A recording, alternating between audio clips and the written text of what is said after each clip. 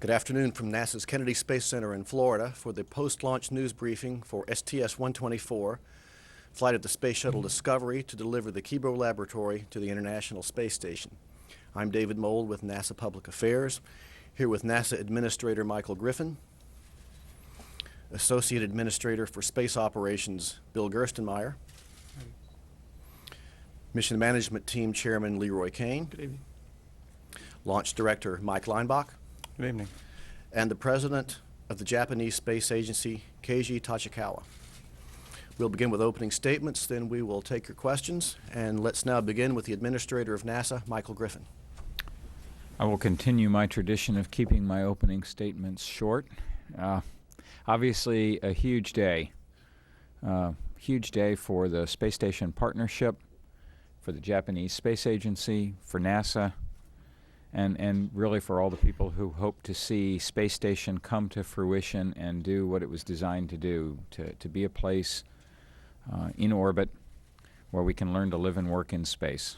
And we'll do that through these laboratory modules, the fourth of which is now in orbit and headed for the space station. Thank you. Thanks, Mike. What a great day for the launch. Things are really smooth. It's a tribute to the teams that worked together to get this hardware ready to go fly. It was extremely smooth. Even the preparation leading up to this day has been really good from all the teams. It's great to see Kibo module getting closer to its home on Space Station. It'll be great to see it get attached to Space Station. And again, that won't be easy, but I'm sure the teams are ready and they're prepared and we're ready to go execute a pretty challenging mission in front of us. We took a quick look at the ascent video and we saw maybe 5 pieces of foam come off the external tank. We don't consider those a big deal to us. Again, this was a kind of learning experience for us in the foam world. They were all late. They were after the aerodynamic sensitive time. They were looked thin, so therefore they're lightweight, and they don't appear to be any impact to us at all. And again, we'll review all the video and all the films later and see what happens. But again, things looked really well and worked really good. So we're looking forward to a very challenging mission on orbit. Leroy? Okay, thanks, Bill. It is really great to be here. It was, if you listened to the team at all, and obviously if you saw the launch today, you know it was just a flawless countdown and a flawless launch. We, as a mission management team, we really had very few and relatively minor problems to talk about. And in the end, we clearly had no constraints, and it was just very smooth. This is a big milestone for us. We've flown 10 missions since return to flight, and after this one, we have 10 more to go. So we're getting our stride, and but this is the most important mission that we have going right now is the one we just launched, and so we're excited to get this crew on orbit and to go fly this extremely important mission. This is a hugely important mission for the programs. We're very excited for our Japanese friends, and I look forward to get on with the on-orbit operations. We have worked very hard on the external tank also, as you know, in terms of continuous improvement, and we think from what we've seen preliminarily that this tank's performance looks very good, and that's a huge tribute to that team as well, because we, as you know, have asked a lot of them in the past several months and years. So just an outstanding effort all the way around.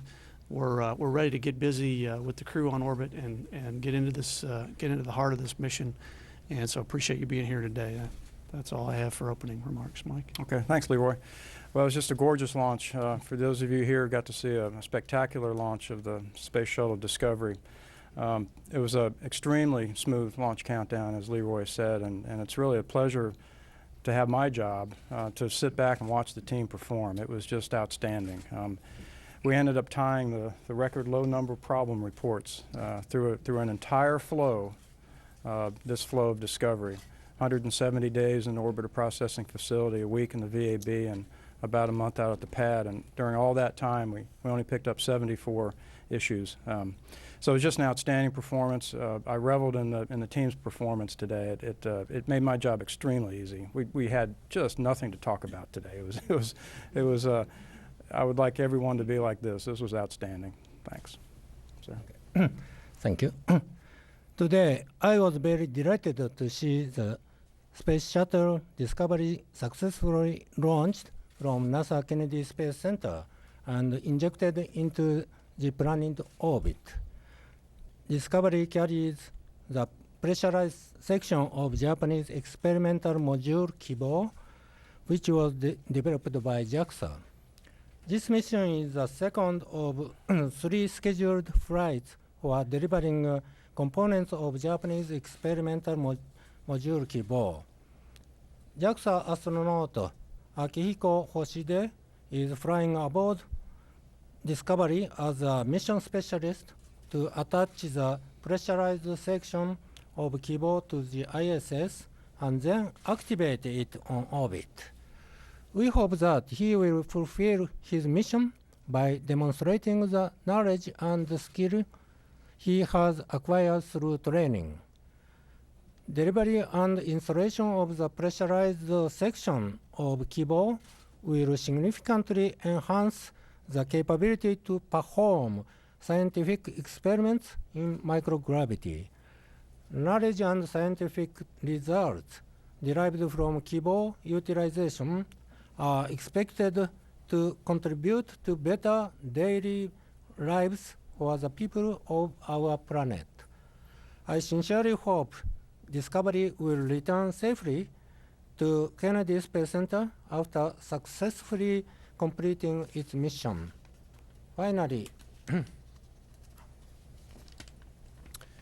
Thank you very much. Now let's go to your I'm questions. sorry. Finally, I would like to express my profound appreciation to NASA and all other international and domestic organizations, as well as people who have been helping and supporting us to make it possible for the Kibo pressurized section and astronaut Hoshide to fly to the ISS.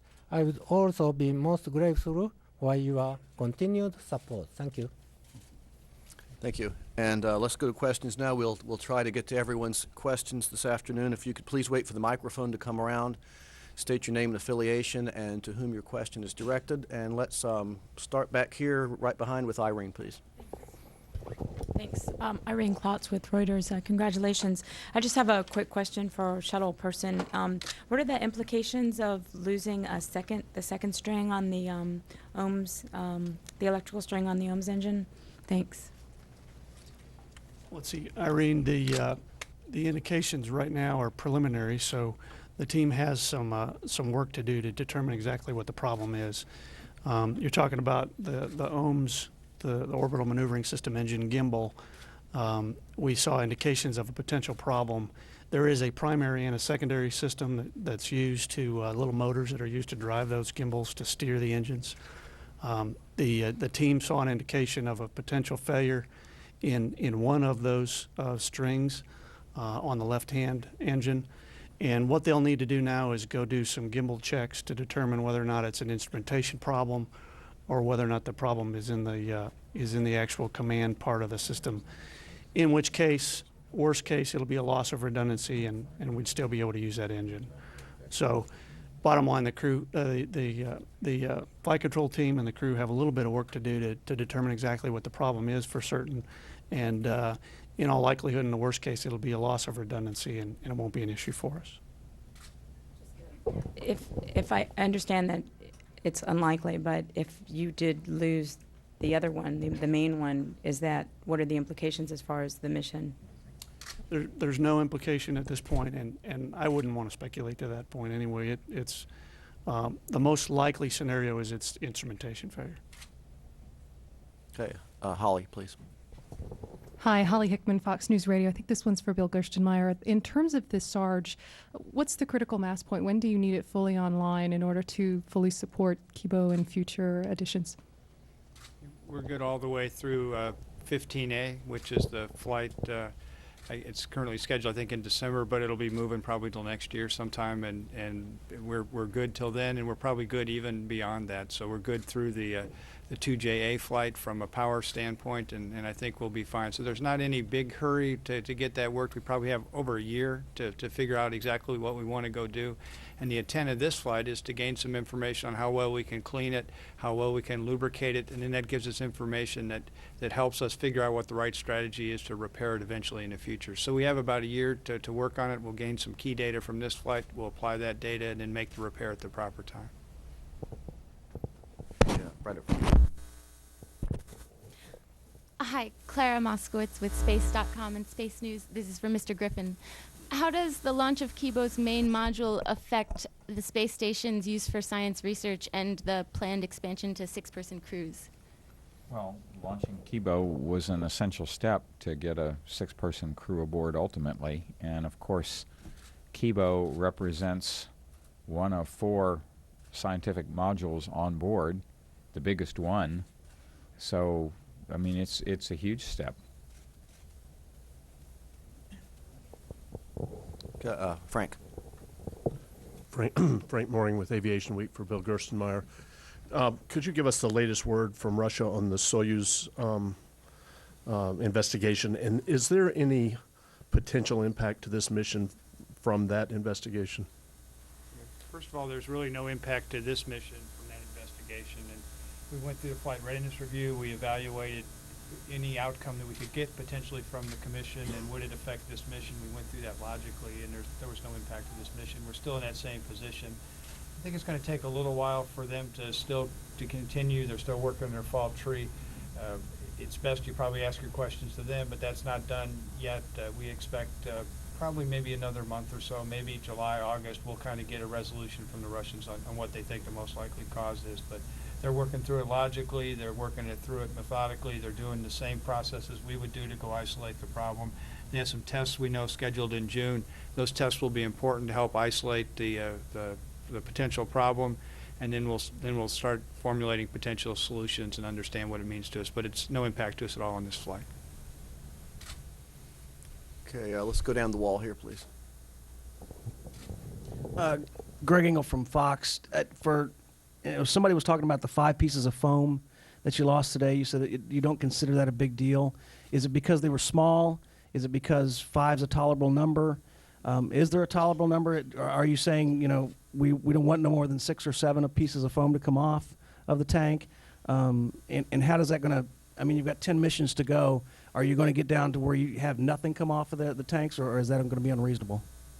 I guess I would say that the reason I made my statement is that they were late in the ascent. So by being late in the ascent, they can't build up enough velocity that they can impact the orbiter, or if they hit the orbiter, they'll just bounce off and they won't do any damage. So my basis now is that they were late. They appear to be lightweight. They may be fairly large in size, but they appear to be lightweight based on what we've seen, and we'll get more analysis to understand that. And again, so those are the reasons I don't consider it a problem. We'll get some pictures of the tank. We'll see where they came from. We'll try to understand what this means to us.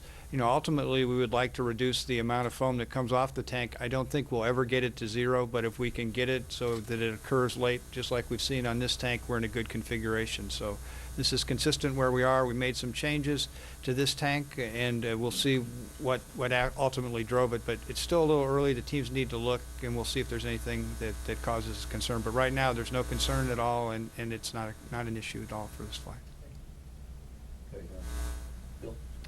Bill Harwood, CBS. Well, Gerst, if I could just follow up on that. Obviously, it's the first inline tank that you have with all the post-107 upgrades in it.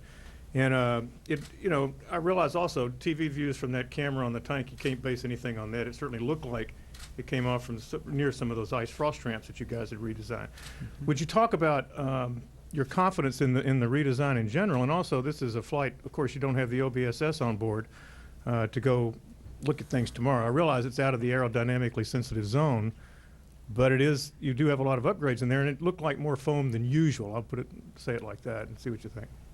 I guess I'd say again that we can clearly see that some of these pieces didn't impact the orbiter at all. We can also see some of them that did impact the orbiter. They came off essentially intact, so they just touched the orbiter and then came off as one piece, so they didn't even have enough velocity for the foam to actually break into pieces. So those are all things that say it's not an issue to us. We need to understand why it came off in these regions. You know, we flew these ice frost ramp design, the basic design before, back on ET-120, STS-120 if you remember.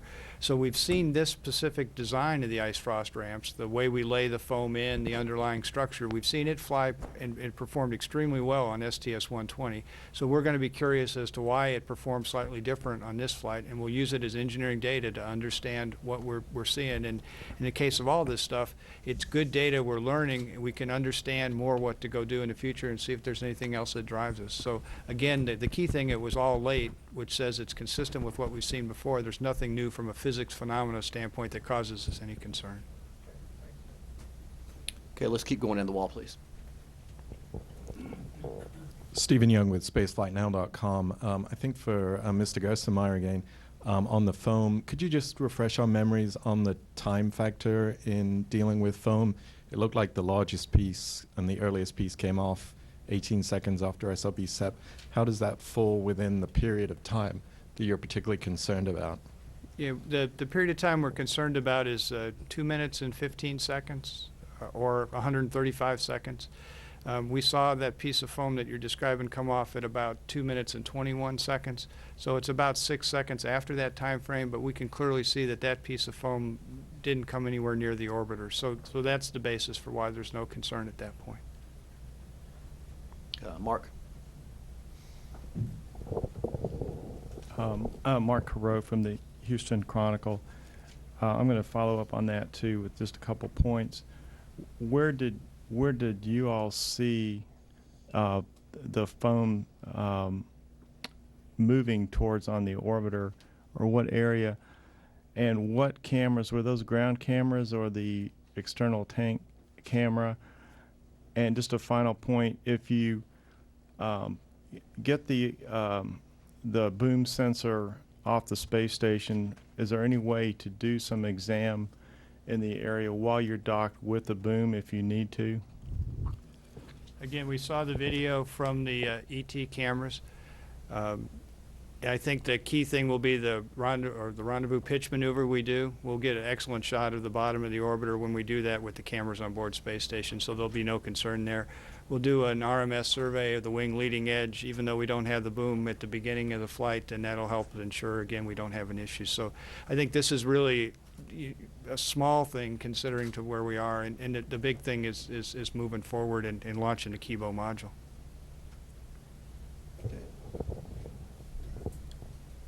Pat Duggins, WMFE and National Public Radio. Another boom question there. This is the longest the boom has been up there, left on its own up in space. Can you talk about how it's been checked and to make sure that it's nice and healthy, because if it's not, you don't have a backup?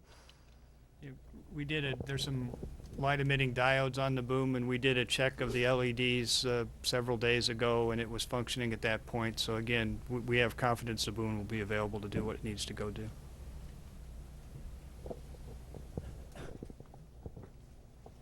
John. It's John Schwartz from the New York Times. I guess this is for Bill Gerstenmaier as well. Could you please talk just a little bit about the complications on the timeline of having the boom stored and what that means if there is something found on the close inspection? That's it. Thank you. The complication is the boom will be used for the wing leading edge inspection a little bit later in the mission than we typically have done with it. But again, as I said before, the key data will be the rendezvous pitch maneuver, which will be good, and then we'll do an RMS survey with the shuttle arm itself without the boom, and that will be very good data that will determine if we have anything we need to use the boom for in it later in the flight. So again, that's been well understood. The teams have been there. We got a very solid plan for this. Yeah. And John, I would just add, our nominal plan on this mission is to use the boom on flight day 12 to do an otherwise normal, complete inspection with the orbiter boom sensor system before we come home. So that's in the plan.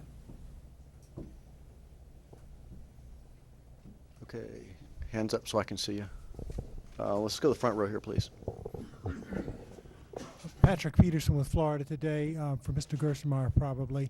There was a piece of what seemed to be a fairly large piece of foam that came off about 3 minutes into the flight and struck the underside of the orbiter. Do you have any idea, an estimate of what size that piece was, and any indication it might have caused, whether it caused damage or not? And also, how does 5 pieces of foam falling off compare? How does that compare to the previous few flights, when I don't recall there being any video of foam, at least of that size, falling off? The 3 minute and 33 second piece you described, it's one we can see that hits the orbiter, but then it comes off as a continuous piece, so it doesn't have enough energy to even break the foam into pieces. It also appears to be very thin.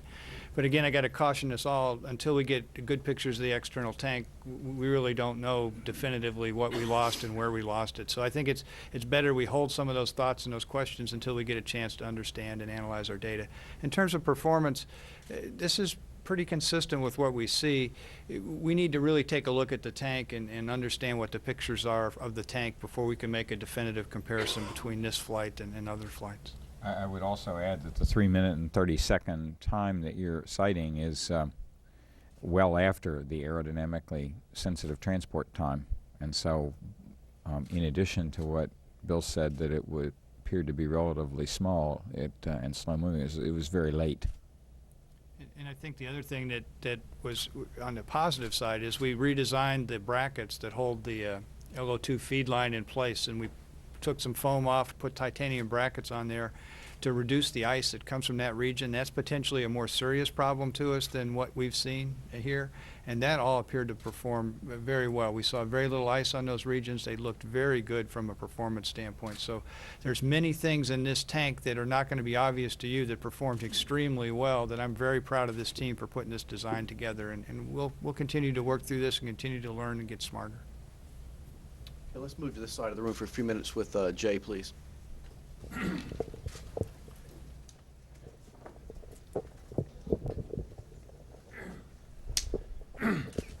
Jay Barbary with NBC for Dr. Griffin. Mike, is there any amount of money it could be given you now that could close the gap, the hiatus between shuttle and Constellation? And if you did accept flying additional shuttles for 1 or 2 more a year for a couple of years, how much would that delay the beginning of Constellation? Well, I'll answer the second question first. To continue flying shuttle is a several $billion a year fixed cost burden on NASA that is not in the budget. So if it is dictated to us legislatively that the shuttle must continue to fly, then we will never have a replacement for it effectively, because we will never free up the development money necessary for a new system. The shuttle is a relatively economical vehicle to fly on an individual basis, but is a vehicle that has a very high fixed cost of ownership. Costs you a lot to own the fleet. After that, flying a given mission isn't too bad. Now, with regard to your first question, is there any amount of money that could be given to NASA to close the gap between shuttle retirement and Orion and Ares deployment? At this point, the answer to that is no. We could, at a cost of, and I'll just cite a ballpark number, about $1 million, about $100 million a month. We can pull schedule in on Orion and Ares to, sometime in mid to early 2014. But at this point, with all the water having gone over the dam that has, sometime in early 2014 would be about the best we could ever do, and it's a fairly expensive operation to do that.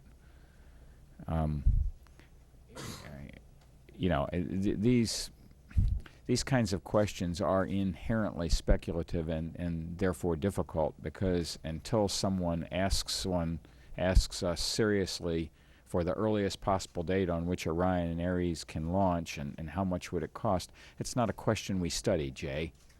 It's not, we have other things and better things to do with our time than to figure out the earliest possible date we could ever launch. But at this point, there will be a gap between shuttle retirement and Orion Ares deployment of several years. Yes, sir, I understand that, but those are the questions that we get as reporters all the time, Mike. I bet, and so I've given you the best answer that I can. And it inherently is a bit imprecise, and I hope you appreciate that. Okay, let's stay on this side of the room in the second row here, please. Richard Luskin for The Guardian for Mr. Griffin. With the Mars landing and now today's trouble-free launch, how great a week has this been to lead NASA? How much pride is there in these accomplishments and the people who've helped them come about? Well, it's so great that not even having to do a press conference, 2 press conferences in a week, can ruin it. No, the teams on, I mean, first of all, in one way or another, almost every NASA center is involved in the space shuttle effort. And in one way or another, almost every NASA center was involved in Phoenix. And one is about the most complex robotic spacecraft operation that you can imagine doing. And the other is, I think we all appreciate the complexity of a space shuttle launch.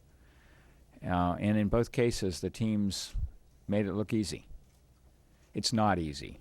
It is so far from being easy that, we could talk until 6 a.m. tomorrow, and I wouldn't touch all the details that would demonstrate how hard it is.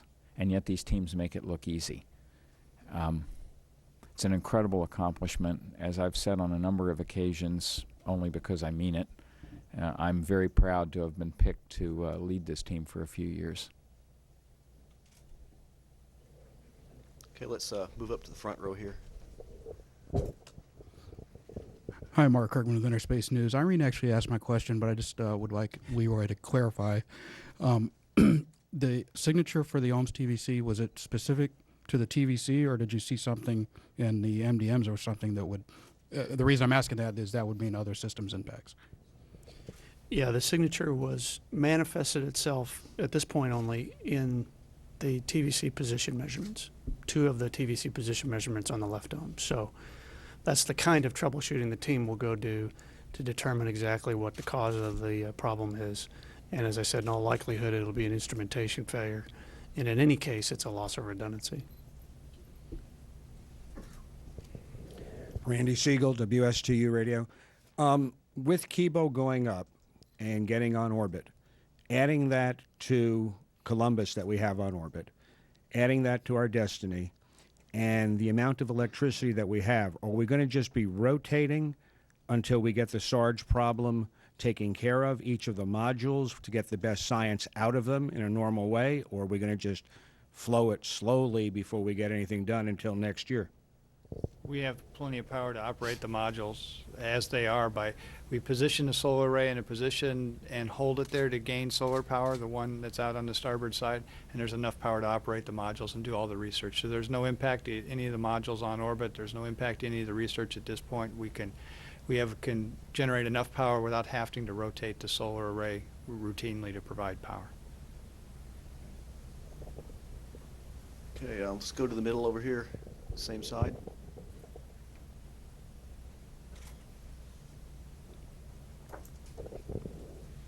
Kiyoshi Ando of Japanese newspaper Nikkei. I have a question to Mr. Gastenmeier. You said that this mission is not easy. Can you tell us from your point of view what is the most difficult task, and what do you expect Mr. Hoshide, who for the first time goes to the space and moves the arms and put the modules on, what do you expect, what expectation do you have for him? I think, again, that, I don't like to pick the hardest task because they're all difficult, but I tell you, EVA-1 and Flight Day 4 is a pretty tightly packed activity. And the reason I consider that difficult is that it has a lot of choreography in it. We have to go, manipulate some cables, disconnect some things EVA-wise before we can do the robotic activity. Then we have to do the robotic activity before we can proceed to the next EVA task. So there's a lot of intricacy between the EVA activity, the robotic activity, and the ground commanding. And whenever you have that kind of dance or that synergy that's required between all those pieces, that takes a very precise operation and a very nice choreography between all the parties involved. And that's very tough to do. And then if one of those slips up a little bit, then it delays the rest of the day. And there's plenty of time during the mission to make up if something happens, but it could disrupt that day pretty heavily. The exciting thing on that day is that the Kibo module will be attached at the end of that day. It'll be ready to be operated and ready to get inside. There's also a lot of space station RMS activities on that day. The arm gets moved down to the node, to the lab, to then pick up the Kibo module and install it. So it'll be a very demanding time. The shuttle crews are trained. All the Japanese astronaut is ready to go do his job. He's ready to go do his tasks. They all know their jobs. They're well trained, and it'll be a privilege to watch them go execute and do this mission. But if it has a little bit of hiccups and it's a little bit challenging, that's okay. That's our business. But they're very well prepared, and it'll be fun to watch the teams execute. Okay, right here, please. With Kyodo News, a Japanese news wire. You have 10 flights to go and only 2 years up to the retirement of the space shuttle. So, and you delayed recently 2 flights by 2 months. So what do you evaluate the schedule? And one more question, please. I have heard that almost half of the supply mission after 2010 will depend on the commercial flight. So we are really concerned about keeping 6-person crew and doing experiments properly. So what do you think about the cargo mission after 2010? I'll take your first question, and I'll let Bill Gerstenmaier take the second one. If you look back at our history, of 27 years of history now, we've executed 4.5 flights a year on average. That period of time includes 2 accidents for which the recoveries took nearly 3 years each. There have been other periods where we had wiring problems and flow liner problems that have caused us to stand down. And even with all those issues, we've executed an average of 4.5 flights a year for 27 years. As you said, we have 10 flights to go. We have more than 2 years to do it. At this point, 2 years and 4 months, 5 months remaining in the fiscal year. To do the job we set out to do. So if we can continue to execute flights at our historical average rate, we will finish with no problem. Now, with regard to cargo logistics, Bill Gerstenmaier has just recently put out a commercial procurement for cargo delivery, and I'll let him comment on that. Again, our plan is to use the automated transfer vehicle, which is currently docked to space station, provided by the European Space Agency, and we'll continue to use that to carry cargo. Then the Japanese cargo vehicle, the HTV, which I think you're well aware of, is scheduled to fly in 2009, and that will be a key player in keeping the space station resupplied. And then beyond that, as Mike just said, we've issued a procurement to go purchase some commercial cargo services that can begin as early as 2010. And so I think between those 3 aspects, the ATV, the HTV, and commercial cargo, we have adequate supplies with some margin to keep our crews, keep the crew size on space station as 6, and to be able to do productive research with space station. Okay, let's go back over to this side to Todd, please.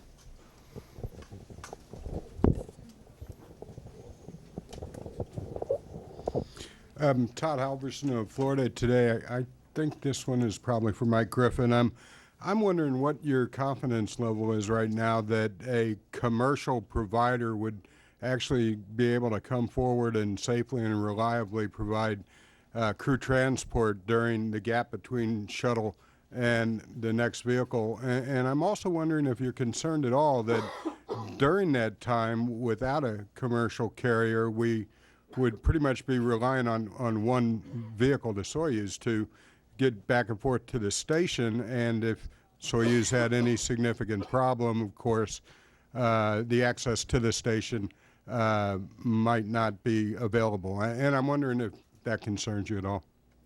Well, of course it does. Both Anatoly Perminev, who heads the Russian Space Agency, and I are, and as well as my partner in crime here, Bill Gerstenmaier, completely agree that with an orbiting space station that needs a logistics train to be robustly in place, that the world needs at least two methods of transporting crew.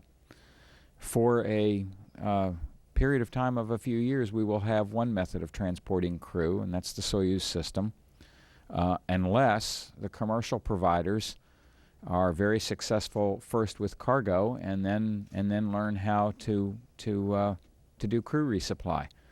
We hope that they will. We're betting some money that they will. Given the difficulty of the development and timescales involved, I'm not confident that commercial crew transport will emerge in a time frame to help us to in a significant way between shuttle retirement and Orion and Ares deployment. I think it will occur eventually. I have very high confidence in that. But whether it will occur before 2014, 2015, I'm somewhat doubtful. I would remind also your readers and listeners that it's not just about the transport. It's a fundamentally different problem to qualify a vehicle for an up and down mission of a couple of weeks versus qualifying a vehicle to loiter on orbit for 6 months and serve as a crew rescue vehicle. So even if we had, even if the shuttle flew forever, we would continue to be dependent upon our Russian partners for Soyuz for crew rescue. And even if a new commercial provider offers a successful capability for crew transport, there is a substantial step between that capability and the capability to loiter on orbit for 6 months and serve as a crew rescue mission. So this is a tough business. We're still learning how to operate on this new frontier. And there is no stronger proponent of commercial space capability than I. There has not been one in government service that I can recall, and yet I think we need to be appropriately careful about when we count on people to be able to step into that role. Just a quick follow in 2020 hindsight then, do you think it was a mistake to cancel the American crew rescue vehicle back in the turn of the century? I know too much about how difficult such decisions are to comment retrospectively on the decisions of a predecessor. I wasn't involved. I don't have certainly not at my fingertips, and maybe not at all. I don't have all the facts that went into that or into that decision. And so I'll just have to say I'm probably not smart enough to be entitled to an opinion.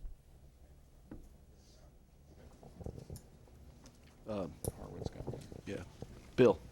Just a quick one for me for Kirsten. It's really a John Shannon question, but you're up on the podium. And now that this flight's off the ground, with this guy off the ground, when do you expect to be able to let us know about the upcoming schedule for next year and how your tanks are going to cycle through, when flights are going to go? Thanks. Again, I think I'll speak for John, and then John can correct you later. But I think the thinking is that we would wait until we get a little further along on this next tank that's supposed to be delivered down here in the July timeframe. So when that tank comes in, we'll get a chance then to take a look at our overall schedule and see how things fit and flow together. So I think we're probably looking at the July kind of timeframe when we can give you a good solid look at the remaining manifest. And we want to look at it integrated wise. You know, we're going to have a lot of Soyuz flights with 2 Soyuz vehicles next year. We're going to have the Progress vehicles. We've got the ATV vehicle. We got the HTV vehicle.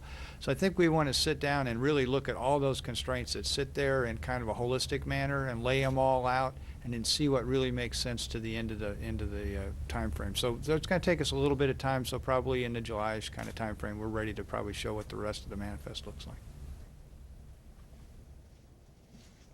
Holly. Holly Hickman, Fox News Radio. Our Japanese guest has not had a chance to talk yet. Can you speak, sir, to the significance of Japan's participation in this mission to become a fully integrated part of international science, engineering, and space?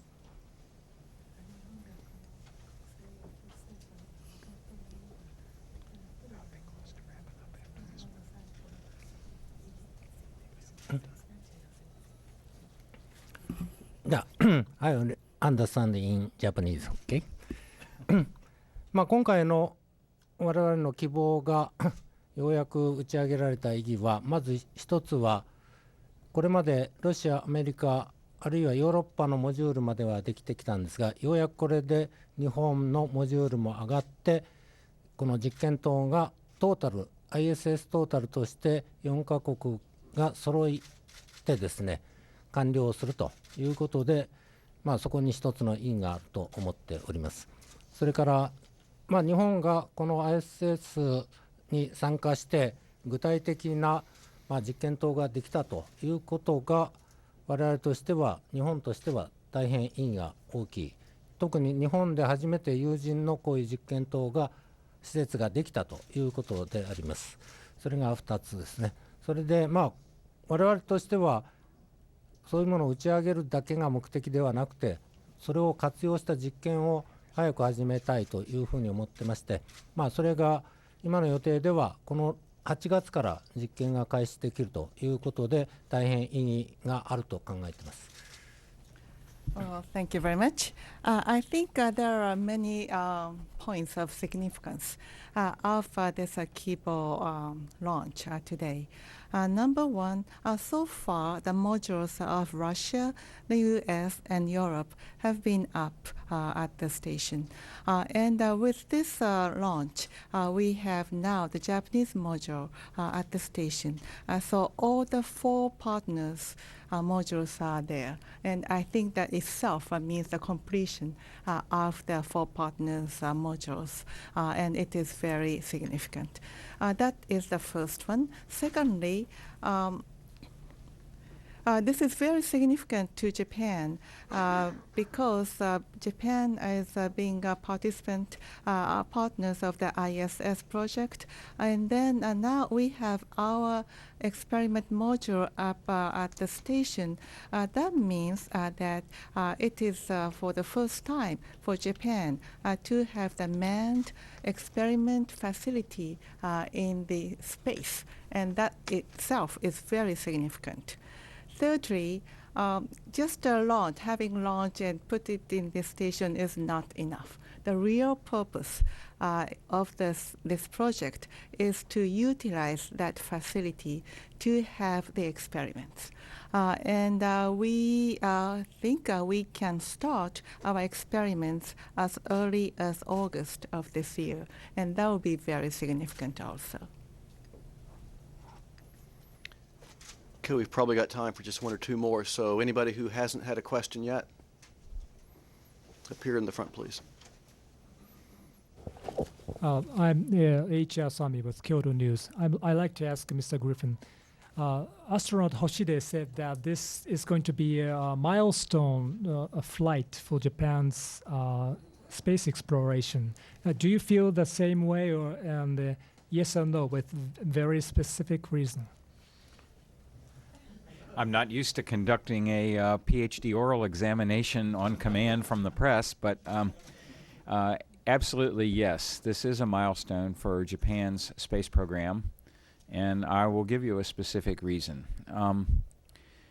Japan has now built a first-class laboratory, but Japan has been able to build first-class laboratories for decades. However, they have now built one which is capable of supporting human beings in space for months and years at a time. It is a fully man-rated module, which must operate in the most demanding environment that human beings have explored to date. So with this step, Japan has shown itself to be fully capable of participating at the highest levels in space exploration. Other questions? Frank had one. Frank? Frank Mooring with Aviation Week for Mike Griffin. It's my understanding that even with this national laboratory approach, that not all of the U.S. rack space is spoken for yet, and with the addition of Kibo, there will be even more U.S. rack space. Is there a danger or a possibility that the U.S. racks, for various reasons, will go underutilized or even unutilized? Well, I think over the long term, the answer to that is no. I would remind everybody, as someone who was on the other side of the coin a few years ago, that U.S. companies and other government entities were seriously involved in efforts to develop utilization plans for the space station. And then the Columbia accident happened, and a lot of that just fell away. There was a considerable period of uncertainty as to whether or not the space station would or even could be finished. Now, folks who are working in space ops and in exploration systems are revitalizing those and other plans, and I think as the years go by, you will find that the station is fully utilized. But in the wake of a truly horrific experience, I think it's unsurprising that many potential users of the space station would initially take a wait-and-see approach to find out whether or not it was going to be completed successfully before they would commit additional resources to developing experiments for it. Okay. Others? Todd? Yeah, thanks. Todd Halverson in Florida today for Mike Leinbach. Mike, just a quick look ahead. How do things look for Hubble mission in October? And talk a little bit about the complexity of getting two vehicles ready in case you have to launch a rescue mission off Pad B. Okay. Processing of Endeavour and Atlantis for those two missions is going extremely well. As we said last time we were here, that we're doing a much better job of looking at the three vehicles combined as in the processing flows and sharing resources across the three vehicles. To the extent that if one gets in a little bit of trouble in the tile world, for instance, we're able to borrow tile technicians and tile engineers from one of the other teams and put it on that vehicle. And so we're looking at it more holistically across the fleet, and we're doing a heck of a good job of maintaining the pace. I can tell you that those launches are not paced by our processing here. They're paced by other deliveries that are due to us. So from a Kennedy processing perspective, we're going to be well ready for both those missions. The teams are excited. It'll be the first time in quite some time we've had two vehicles, a vehicle on each pad simultaneously. So we're looking forward to that in hurricane season, I might add. So that'll be a little bit of a challenge for us. But no, seriously, we're doing fine. The vehicles are right on their schedule, so no issues here. Okay, I think that's about all the time we've got this afternoon, so thank you very much for joining us. Stay tuned to NASA TV for further developments or the website www.nasa.gov. Thanks and have a great afternoon. Thank you. Thank you. Thank you much.